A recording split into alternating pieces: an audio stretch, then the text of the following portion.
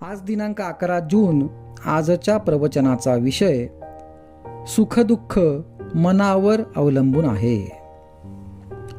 जिथे रोग असेल तिथेच औषध लावले तर उपयोग होईल. दुःखाचे मूळ कुठे आहे हे प्रथम पहावे. प्रपंचात काही न्यूनता पडली की दुःख होते. श्रीमंताच्या किंवा गरिबाच्या सुखदुःखात तसा फरक तो कोणता?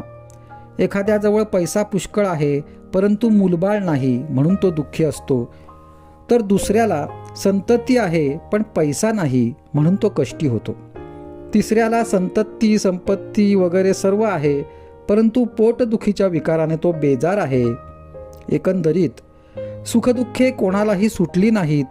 जितक्या गोष्टी कमी पडल्या तितक्या प्रयासाने सुद्धा आणल्या तरी पण न्यूनता काही सरत नाही. दुःखावर आपण वरवर उपाय करतो परंतु आपल्या दुःखाच्या मुळाशी आपले मनच आहे हे नाही आपल्या ध्यानात येत. खरोखर सुखदुःख हे वस्तूत नसून आपल्या मनस्थितीवरच अवलंबून आहे. वस्तू चोरीला गेली त्यावेळी झोपेत आनंदात होता, पण जागे झाल्यावर वस्तू गेल्याचे समजल्यावर दुःखी झाला. म्हणजे दुःखी होते ते मन. तेव्हा औषध द्यायचे ते मनाला द्या.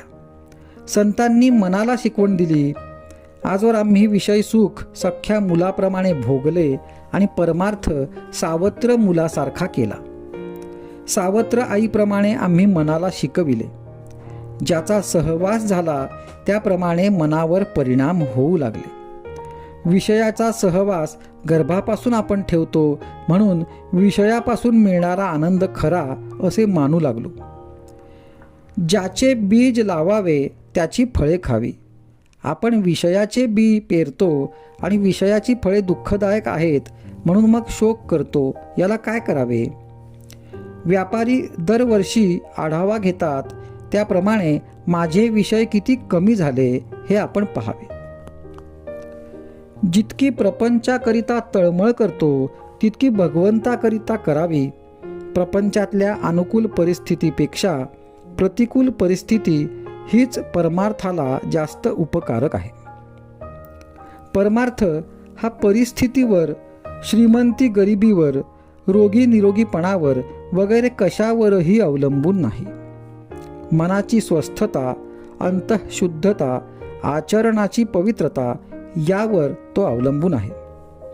प्रपंचातल्या सोयी आणि गैरसोयी या दोन्ही परमार्थाच्या आड येतात.